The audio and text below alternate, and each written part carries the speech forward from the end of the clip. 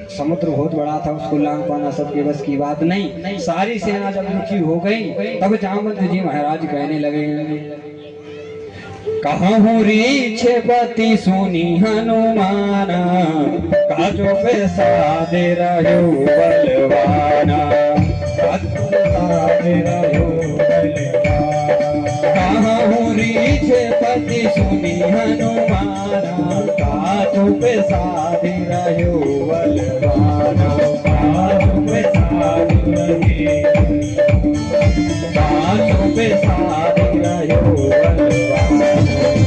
आज जामवंत जी महाराज खड़े हुए और कहने लगे कि हनुमान तुम ऐसे कैसे चुप खड़े हो, तुम्हारे रहे तो हुए बताओ, इस छोटे से समुद्र को लांघने के लिए ये चिंता कर रहे हैं, विचार कर रहे हैं।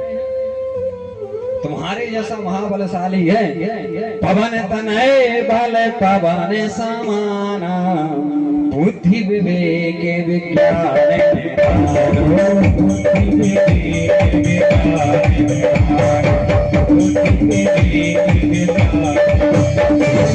तुम्हारे जैसा बलवान, तुम्हारे जैसा पराक्रमी, तुम्हारे जैसा बुद्धिमान विवेक वाला और ऐसे चुप खड़ा है। आज महाराज जैसे ही जामवंत जी ने इनको याद दिलाया, कह रहे हैं ऐसा कौन सा काम है जो तुमसे नहीं हो पाएगा हनुमान। कवन सो काज कठिन जग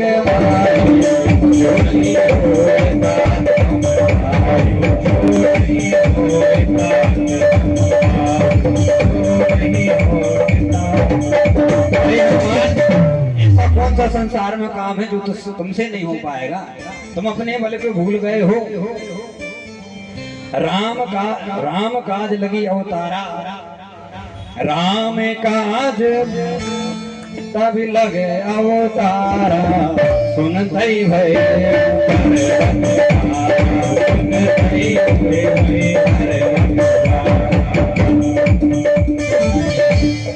जैसे ही कहा कि तुम्हारा जन्म राम काज के लिए हुआ है और आज तुम चुप हो। आज हनुमान तुम्हारी जरूरत है, तुम इस समुद्र को लांघ सकते हो। तो जैसे ही कहा कि राम काज के लिए तुम्हारा अवतार हुआ, हनुमान जी महाराज पर्वत आकार में हो गए। बड़े बड़े लंबी लंबी इनकी भुजाएं हो गई, सोने के समान इनका शरीर चमक रहा है। कनक वरण तन तेज राजा, मानव अपर ग्रहण कर राजा, सिंहनाद करिवार ही बारा, लान ही लांग लय जन निधिकारा। हनुमान जी महाराज कहने लगे, जामवंत जी बताओ करना क्या है। तुम कह रहे समुद्र को नापूं, इस समुद्र के लिए तो मैं खेल खेल में ऐसे ही नाक जाऊंगा। आप बताओ करना क्या है। मैया सीता का पता लगाना है लंका से। आप कहो तो मैं लंका जाऊं और रावण को रावण सावण के साथियों सहित मार करके उस पर्वत को उठा करके यहाँ ले आऊं। तुम कहो तो लंका को जल में डुबा दूं। बताओ मुझे करना क्या है।